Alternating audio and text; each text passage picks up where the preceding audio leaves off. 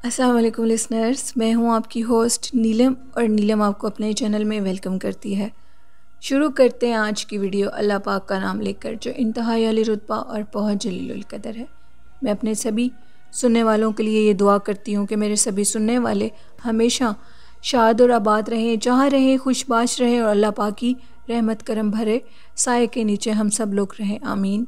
इसी दुआ के साथ आज की स्टोरीज़ का सिलसिला शुरू करते हैं। तो लिसनर, आज की पहली खौफनाक कहानी मेरे साथ तलहा शेख ने ऑस्ट्रेलिया से शेयर की है।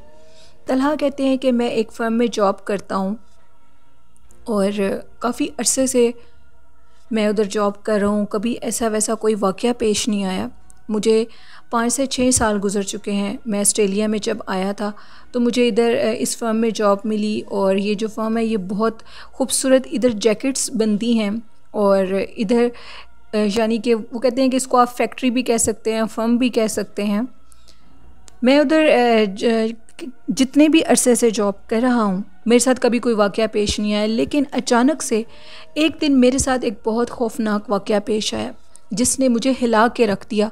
आज से पहले जन्नात के मुतल्लिक मैं यकीन रखता हूँ कि जन्नात अपना वजूद रखते हैं, लेकिन इसके अलावा मेरे ज़हन में कभी भी ऐसी कोई बात नहीं आई कि मैं ये सोचूं कि वहाँ पर जन्नात हैं या कुछ ऐसा वैसा। वो कहते हैं कि एक दिन मैं काफ़ी लेट हो गया। मैं फैक्ट्री में ही था और उधर मेरे काफ़ी फ्रेंड्स थे।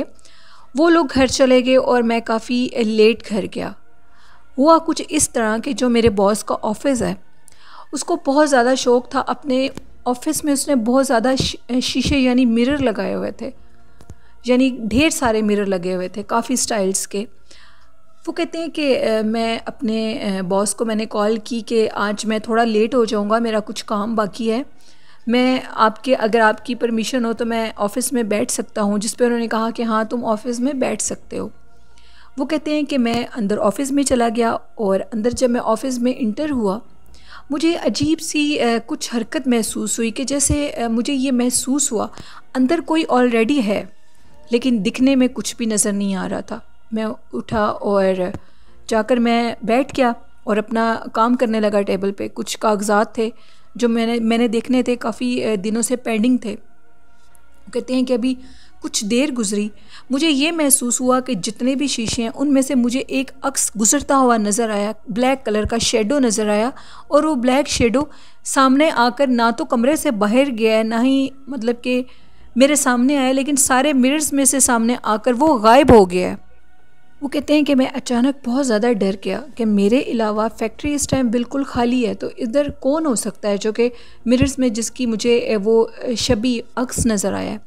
वो कहते हैं कि अचानक से मैं क्या देखता हूँ कि रूम का जो दरवाज़ा था बाहर वो भी मिरर का था और शीशे का था। उससे बाहर मैं ये देखता हूँ कि एक औरत चलती हुई जा रही है और वो फैक्ट्री के अंदर वाले हिस्से की तरफ जा रही है, यानी जहाँ पर वो सारी मशीनें वगैरह लगी हुई होती हैं उधर वो जा रही है। तो मैं बड़ा हैरान हुआ कि ये औरत कौन है। मैं उठा और फ़ौरन उसके पीछे गया। मैंने उसको बुलाया भी सही, मैंने उसको हेलो ये कहकर बुलाया, अस्सलाम वालेकुम कहकर बुलाया, लेकिन वो किसी भी बात की तरफ मतवज्जो नहीं हो रही थी और मुसलसल चलती जा रही थी। तला कहते हैं मैं डर भी गया था, लेकिन अभी तक मेरे जहन में ये चीज़ नहीं आई थी कि ये कोई गैर मरी मखलूक है। मैं उस औरत के पीछे चलता हुआ जब गया, उस औरत ने मुझे देखे बिना ये कहा कि मुझे तंग मत करो, तुम्हारे लिए यही बेहतर होगा, मैं अपने घर जा रही हूँ। तला कहते हैं कि मुझे फिर भी इस चीज़ पे यकीन नहीं आया। मुझे ये था कि शायद जैसे लोग चोरी करते हैं, उधर कहते हैं कि ऐसे बहुत से केसेस होते हैं, तला ये बता रहे हैं। लेकिन वो जो भी बात थी मुझे बिल्कुल भी ठीक नहीं लग रहा था। मुझे लग रहा था कि शायद कोई चोरी वगैरह ना कर ले और मेरा नाम लग जाएगा। वो कहते हैं मैं उस औरत के पीछे जब चलता हुआ गया तो वो उस तरफ जा रही थी जहाँ पर फैक्ट्री में कभी कोई नहीं जाता, यानी कि पुरसरार दरवाज़े की तरफ, जिस दरवाज़े के उस साइड पर फैक्ट्री का जितना कूड़ा करकट जितनी चीज़ें होती हैं वो रखी जाती हैं। मैंने जब उस औरत को उस साइड पे जाते देखा तो फिर मैं ये चीज़ समझ चुकी थी कि ये कोई गैर मरी मखलूक है।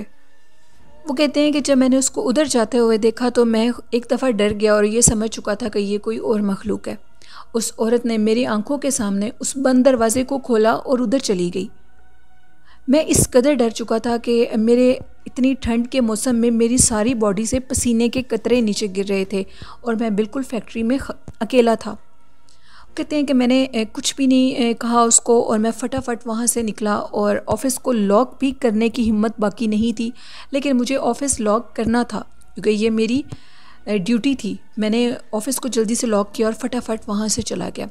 फैक्ट्री में बाहर निकलने तक मुझे महसूस हो रहा था कि जैसे कोई पीछा कर रहा हो। वो कहते हैं कि मुझे इस कदर फ़ीवर हो चुका था कि मैं फैक्ट्री में दोबारा आने के काबिल नहीं था। अभी 2-3 दिन मेरी ये हालत रही। 1-2 दिन तो मुझे ये लगता था कि मैं बेहोश हूँ। अकेला था, सारे वालिदैन बहन भाई सब लोग पाकिस्तान में थे। वो कहते हैं कि मुझे मेरी बॉस की कॉल आई कि उन्होंने मुझसे पूछा कि तुम इतने दिन से ऑफ़िस में क्यों नहीं आ रहे, तुम फैक्ट्री में क्यों नहीं आ रहे। मैंने उनसे कहा कि मेरी कुछ तबीयत ख़राब है जिसकी वजह से मैं नहीं आ सका। उन्होंने मुझे काफ़ी डांटा और ये कहा कि बताए बिना इतनी छुट्टियाँ करना बिल्कुल भी ठीक नहीं होता। वो कहते हैं कि 3 दिन बाद भी मेरी तबीयत ठीक नहीं थी। मेरी जो बॉडी थी वो अचानक से शिवरिंग करने लग जाती थी। मैं दोबारा गया, उधर मेरा एक फ्रेंड था।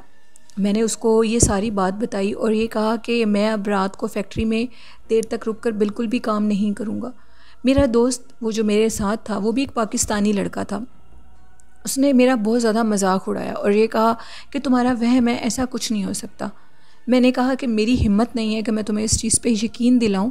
अगर तुम्हें यकीन आता है तो करो, नहीं तो तुम्हारी मर्ज़ी। जिस पे मेरे दोस्त ने कहा कि ठीक है, मेरा भी कुछ काम बाकी है, आज मैं रुकूंगा और मैं देखूंगा कि कुछ ऐसा है या नहीं। तुमसे कई साल पहले का मैं इस फैक्ट्री में काम कर रहा हूँ, लेकिन आज तक ऐसा कभी वाक़या पेश नहीं आया। मेरा वो दोस्त वो तलहा कहते हैं कि उधर रुक गया। मैं घर वापस आ गया क्योंकि मैं तो पहले बहुत डरा हुआ था और मैं किसी और जॉब की तलाश में था। लेकिन वहाँ पर जॉब मिलना आसान नहीं होता, बहुत मुश्किल काम होता है। कहते हैं कि मेरा वो दोस्त, उसकी रात को मुझे 3 बजे कॉल आई और ये कहने लगा कि तुम बिल्कुल सच कह रहे थे। मैं बाहर बैठा अपना काम कर रहा था कि अचानक मैं देखता हूँ एक औरत बाहर के गेट से अंदर आई है, जबकि गेट बंद था, कोई नॉक नहीं हुआ दरवाज़ा। वो अंदर आई है और अंदर आते हुए उसके बाल खुले हुए थे और वो कहते हैं कि वो अजीब से अबाया टाइप उसने कुछ पहना हुआ था। वो चलती हुई उसी दरवाज़े की तरफ जा रही थी जिस तरफ मेरे दोस्त ने, यानी तलहा कहते हैं मैंने अपने दोस्त को बताया। उसके बाद वो कहते हैं कि मेरे जो दोस्त था उसने काफ़ी दफ़ा उस औरत को बुलाया और उसके पीछे भागने लगा। जब उसके पीछे भागकर उसका रास्ता रोका तो उसका चेहरा देखकर वो हैरान रह गया। उसका जो चेहरा था वो एक साइड से था, दूसरी साइड पे चेहरा नहीं था, कुछ भी नहीं था, खाली थी वो जगह। वो कहते हैं कि वो इस कदर खौफनाक मंज़र था, उस मंज़र को देखकर मैं डर गया और मैंने अल्लाह वो अकबर के नारे लगाते हुए वहाँ से भाग गया। वो कहते हैं कि जिस टाइम भी मेरे उस दोस्त ने, तलहा कहते हैं कि उसके घर वालों ने उसको, शायद जो भी उसके बुज़ुर्ग थे उन्होंने उसको बताया था कि जब भी गैर मरी मखलूक देखो तो उसको देखकर अल्लाह अकबर का नारा ज़रूर लगाया करो। वो मखलूक इस चीज़ से बहुत ज़्यादा डरती है। कहते हैं कि मैं वहाँ से, मेरा दोस्त वहाँ से भाग गया, उसने भी वो जॉब छोड़ दी और मैंने भी छोड़ दी, क्योंकि इस चीज़ को देखने के बाद हमारे ऊपर सबसे बड़ी चीज़ जो थी वो ये थी कि हम लोगों के तलहा कहते हैं मेरे साथ कोई 1 से 2 माह ये मसला रहा कि मेरी बॉडी बैठे बैठे बहुत ज़्यादा शिवरिंग करने लग जाती थी। मैंने बहुत से डॉक्टर्स को दिखाया लेकिन डॉक्टर्स को कुछ भी समझ नहीं आ रहा था। डॉक्टर्स यही कहते थे कि तुम बिल्कुल ठीक हो, तुम्हारे अंदर ऐसी कोई प्रॉब्लम नहीं है, लेकिन मुझे बैठे बैठे शिवरिंग शुरू हो जाती थी। फिर मैंने किसी मौलवी साहब से रब्ता किया, इधर कोई आलिम थे जो कि मस्जिद में थे, उन्होंने मुझे तावीज़ दिए पीने के लिए, उन्होंने मेरा सारा इलाज किया। मैंने तौबा कर ली कि मैं उस फैक्ट्री की तरफ दोबारा नहीं जाऊंगा। ये एक स्टोरी थी तलहा की जो उन्होंने ऑस्ट्रेलिया से शेयर की। ऑस्ट्रेलिया से बहुत शुक्रिया तलहा आपका। और तलहा ये कहते हैं कि वो जो फैक्ट्री थी, फर्म थी, वो बहुत ज़्यादा असेब ज़दा थी। उधर ऐसे बहुत से वाक़यात बाकी लोगों के साथ भी पेश आते थे लेकिन लोग बताते नहीं थे। जब मैंने उस चीज़ को छोड़ दिया, उस फैक्ट्री को छोड़ दिया, मैंने मेरे दोस्तों ने मुझसे वजह पूछी तो मैंने उनको बताई, तो उन्होंने कहा कि हमारे साथ भी ये वाक़यात पेश आते हैं जहाँ पे एक पुरसरार औरत को देखा जाता है जो कि उस कूड़ा करकट जहाँ पे फेंका जाता है, कचरा फेंका जाता है, वहाँ पर वो औरत जाती है और गायब हो जाती है, लेकिन आज तक हमने उसका पीछा नहीं किया। शायद हम मेरे दोस्त ने और मैंने इस चीज़ को समझा नहीं, हम लोग उसके पीछे ना समझी में गए तो हमारे साथ ऐसे हुआ। तो लिसनर, ये कहानी थी तलहा की जो उन्होंने शेयर की। बढ़ते हैं आज की दूसरी खौफनाक कहानी की तरफ। आज की दूसरी खौफनाक कहानी मेरे साथ शेयर की है, ये कहानी शेयर की है मेरे साथ अज़हर ने। अज़हर कहते हैं मैं लाहौर का रहने वाला हूँ और आपके चैनल की स्टोरीज़ को सुनता हूँ। बहुत शुक्रिया अज़हर। वो कहते हैं कि मेरे कुछ कज़न हैं जो कि आउट ऑफ सिटी रहते हैं, हम लोगों के साथ नहीं रहते। वो इस्लामाबाद में रहते हैं और हम लोग लाहौर में, और हम लोग समर वेकेशंस में, विंटर वेकेशंस में ज़रूर एक दूसरे के घर आया जाया करते हैं। वो कहते हैं कि अक्सर विंटर्स में वो मेरे पास आते हैं और समर वेकेशंस में मैं अपने कज़न्स के पास, यानी वो मेरे खाला के बेटे हैं, और मैं उनके पास इस्लामाबाद रहने के लिए जाया करता हूँ। वो कहते हैं कि मैं चूँकि अपने वालिदैन का अकलौता बेटा हूँ, मेरे बहन भाई नहीं हैं, तो इस वजह से मैं बहुत ज़्यादा बोर होता हूँ और मेरे कुछ ज़्यादा फ्रेंड्स भी नहीं हैं। मेरी दोस्ती अपने कज़न्स के साथ है जिनको मैं अपना भाई मानता हूँ। अज़हर कहते हैं कि मैं इस दफ़ा समर वेकेशंस में इस्लामाबाद चला गया अपने कज़न के पास। मैं 1-2 माह के लिए जाता था और 1 माह घर गुजारा करता था। मैं जब उधर चला गया अपने कज़न्स के पास, हम लोग जब जाते थे तो हम लोग होटलिंग करते थे और बहुत ज़्यादा जो हिल स्टेशंस होते थे उधर जाते थे। वो कहते हैं एक जगह है इस्लामाबाद की, वहाँ पर वो कहते हैं कि काफ़ी ऊंची सी पहाड़ी बनी है। वो जगह इतनी फेमस नहीं है लेकिन अक्सर लोग वहाँ पर जाते हैं। मैं उसका नेम ऑन एयर नहीं करूँगा। हम लोग जब उस जगह पर पहुँचे, शाम का टाइम था और गर्मियों का मौसम था, उस दिन गर्मी भी काफ़ी थी। तो हम लोगों ने कहा कि आज हम लोग इधर ही कुछ बैठ कर खाएँगे और घर लेट जाएंगे।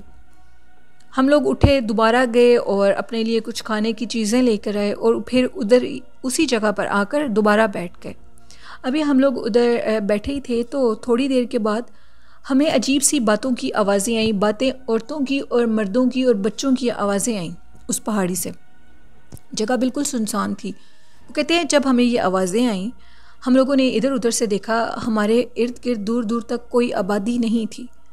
लेकिन ये आवाज़ें कहाँ से आ रही थीं? वो कहते हैं कि एक बिल्कुल छोटी सी गार सी जगह बनी थी, उस गार के अंदर से वो आवाज़ें आ रही थी और हम लोग उन आवाज़ों को बाकायदा सुन रहे थे, जैसे कोई बड़े गुस्से से बातें कर रहा हो, कोई लड़ रहा हो।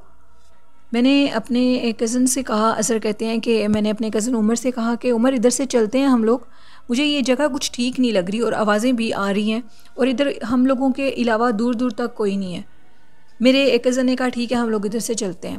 वो कहते हैं जैसे ही हम लोग उस पहाड़ी से उतरे तो पीछे से बकरी के बच्चे की आवाज़ आई। हमने पीछे से पलट के देखा तो वहाँ एक छोटा सा बकरी का बच्चा था। वो हमें देखकर बहुत ज़्यादा आवाज़ निकाल रहा था और इस तरह प्रिटेंड कर रहा था और वो जंपिंग कर रहा था जैसे उसको बड़ा गुस्सा हो हम पर, और वो अपने सर के साथ इस तरह हम लोगों की तरफ इशारा कर रहा था कि वो जैसे हमें मारना चाहता हो। हम लोग शुक्र है कि जल्दी से उतर आए पहाड़ी से नीचे और फ़ौरन हम लोग घर की तरफ चले गए। अज़हर कहते हैं ये मेरी ज़िंदगी का एक सच्चा खौफनाक वाक़या है। वो क्या मखलूक थी, वो क्या चीज़ थी, ये एक छोटा सा वाक़या था अज़हर का लाहौर से। वो कहते हैं मैं नहीं जानता, लेकिन वो मखलूक मैंने अपनी आंखों से देखी। वहाँ पर कोई बकरी, कोई इंसान हम लोगों के अलावा नहीं था। तो वो बकरी का बच्चा कौन था जो उधर नज़र आया?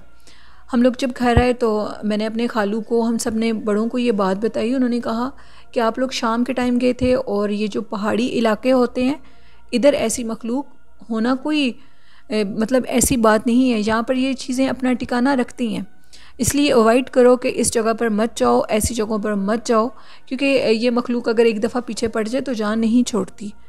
ये स्टोरी थी अज़हर की जो उन्होंने मेरे साथ लाहौर से शेयर की। बहुत शुक्रिया अज़हर। बढ़ते हैं आज की तीसरी खौफनाक कहानी की तरफ। आज की तीसरी खौफनाक कहानी मेरे साथ जुल्फ़कार ने शेयर किया। जुल्फ़कार कहते हैं आज मैं आपके साथ एक स्टोरी शेयर करना चाहता हूँ। वो कहते हैं कि हम लोगों के गांव में एक कुआं है और उस कुएं के मुतालिक ये मशहूर है कि यहाँ पे जिन्नात रहते हैं और उनके पूरे कबीले रहते हैं, इसलिए इस कुएं में पानी होने के बावजूद कोई पानी नहीं पीता।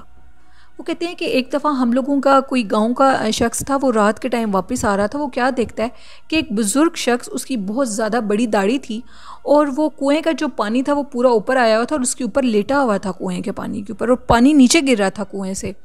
वो कहते हैं कि हमने जब ये उस शख्स ने कहा, मैंने ये मंजर देखा, चांद की चांदनी थी और सब कुछ क्लियर नज़र आ रहा था, मैं इस कदर डरा वहाँ से वो भाग गया। क्योंकि सारे तो पहले जानते थे कि वो जो कुआं है वो असेब ज़दा है, वहाँ पे जन्नात का बसेरा है।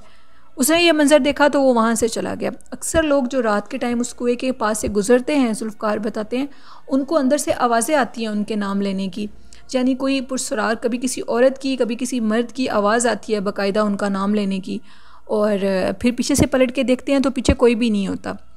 आज तक हम लोगों ने उधर, जुल्फ़कार कहते हैं कि कोई चीज़ नहीं देखी, लेकिन एक शख्स वो जिसने उस बुज़ुर्ग के उधर होने की कहा कि उसने उनको देखा है उधर, ये हम नहीं जानते कि इस बात में कितनी सच्चाई है, लेकिन वो शख्स कहता है कि मैंने अपनी आंखों से उधर उस शख्स को देखा, उस बूढ़े शख्स को।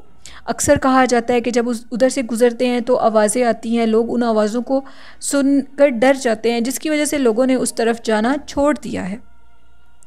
ये एक स्टोरी थी जुल्फ़कार की जो उन्होंने मेरे साथ शेयर की। बहुत शुक्रिया जुल्फ़कार अपनी स्टोरी शेयर करने के लिए। तो बढ़ते हैं आज की लास्ट हॉरर स्टोरी की तरफ। आज की कहानी ये मेरे साथ शेयर की है, ये स्टोरी शेयर की है दीबा नाज ने। दीबा नाज कहती है, मैं गुजरात की रहने वाली हूँ और आपके साथ एक खौफनाक छोटा सा वाक़या शेयर करना चाहती हूँ। कहते हैं कि जो मेरे बाबा हैं वो बहुत ज़्यादा आलिम फाजिल हैं और वो बहुत ज़्यादा इस्लाम के मुतालिक इल्म रखते हैं और जन्नात के मुतालिक भी उनके पास बहुत सा इल्म है। उन्होंने हम लोगों को एक बात समझाई और हमारे घर जो भी शख्स आता है, जो भी फैमिली आती है, उसको ये बात समझाते हैं कि अपने घरों में जो शीशे हैं वो बिल्कुल दाखिली दरवाज़ों के साथ लगाओ, यानी कि मेन एंट्रेंस में लगाओ, जैसे टीवी लॉन्च होता है इधर लगाओ, बाकी घरों के अंदर शीशे मत लगाओ। जिस पे अक्सर लोग मेरे बाबा से पूछते थे कि आप ऐसे क्यों कहते हैं। उन्होंने बताया जो जन्नात होते हैं, अगर घरों के अंदर हम लोग, कुछ लोगों को आदत होती है वो घरों के अंदर बहुत बड़े बड़े मिरर बना लेते हैं। वो कहते हैं कि जो लोग घरों के अंदर शीशे लगाते हैं, बड़े बड़े बनाते हैं, उनके घरों में बहुत सी मुसीबतें आती हैं, यानी जन्नात ऐसे घरों से बहुत अट्रैक्ट होते हैं और ऐसे घरों में वो अपना बसेरा बना लेते हैं, क्योंकि शीशे जो हैं जन्नात को वो बहुत अच्छे लगते हैं। दाखिली दरवाज़े में शीशा लगाने का मतलब ये है, दीबा कहती हैं, मेरे बाबा ने बताया कि उधर जो जन्नात हैं वो दाखिली दरवाज़े में जब शीशा होगा तो वो वहाँ से बाहर निकल जाएंगे, आपके घर के अंदर अपना बसेरा नहीं करेंगे। इसी तरह मेरे बाबा के पास एक दफ़ा हम लोगों के फैमिली का ही कोई शख्स था, उसका कोई मसला बना हुआ था। वो उनके पास आया और उसने बताया कि कुछ अरसे से मेरे पैसों का बहुत नुकसान हो रहा है। दीबा कहती हैं कि बाबा ने उनको ये बताया कि तुम फ़लाँ जगह से जा रहे थे, जाते हुए तुम्हारे पीछे एक जिन था, यानी कि वो बिल्कुल तुम्हारे साथ साथ आ रहा था, एक शरारती जिन, जिसने तुम्हें देखने के बाद तुम्हारे साथ शरारत करने की कोशिश की और वही जिन तुम्हारे पैसों में तुम्हें नुकसान दे रहा है। उस शख्स ने, मेरे उस कज़न ने इस बात पे यकीन ना किया, तो मेरे बाबा ने उसको बाकायदा उस जिन को हाज़िर किया। हाज़िर करने के बाद उसको हज़रत सुलेमान अलैहिस्सलाम की कसम दी और कहा कि सच बताओ कि इस शख्स के पैसों का नुकसान क्यों हो रहा है और इसके पैसे कहाँ जा रहे हैं। जिस पे उस जिन ने कहा कि मैं इसके पैसे चुराता हूँ और जानकर इसके पैसों को छुपा लेता हूँ ताकि ये परेशान हो, मैं इसके साथ शरारत करता हूँ। उन्होंने फिर उस जिन को, मेरे बाबा ने बड़ी मुश्किल से उससे, मेरे कज़न से उसका पीछा छुड़वाया और फिर उसके बाद उनके कुछ हालात ठीक हुए। ये एक छोटा सा वाक़या था दीबा नाज का जो उन्होंने मेरे साथ गुजरात से शेयर किया। बहुत शुक्रिया दीबा। तो लिसनर, ये थी आज की खौफनाक कहानियाँ। आप लोगों को कैसी लगी हैं, अपना फ़ीडबैक मुझे ज़रूर दीजिएगा और जिन्होंने अभी तक चैनल को सब्सक्राइब नहीं किया तो चैनल को ज़रूर सब्सक्राइब करें, आपकी सपोर्ट बहुत अच्छी लगती है मुझे। और जिन्होंने अभी तक अपनी खौफनाक कहानियाँ मेरे साथ शेयर नहीं की, डिस्क्रिप्शन बॉक्स में मेरे ईमेल आईडी और फेसबुक आईडी पर और कमेंट बॉक्स में स्टोरीज़ को शेयर कर सकते हैं। और आप लोग जितना हो सकता है मेरे चैनल की स्टोरीज़ को शेयर करें। और आज का अच्छा मैसेज ये देना चाहती हूँ, अपने वालिदैन के लिए कभी मुश्किल मत बनाएं, उनसे मोहब्बत करें, प्यार करें और उनकी दुआएं और उनकी खिदमत आपको फ़र्श से अर्श तक लेकर जा सकती हैं। ये मेरा अच्छा मैसेज था, आई होप इस पर आप लोग ज़रूर अमल करते होंगे। इसी के साथ अपनी होस्ट नीलम को इजाज़त दीजिए। मुझे और मेरे वालिदैन को अपनी ढेरों दुआओं में याद रखिएगा और अपना और अपने वालिदैन का बहुत सा ख्याल रखिएगा। अल्लाह हाफ़िज़, अल्लाह नेगेबान।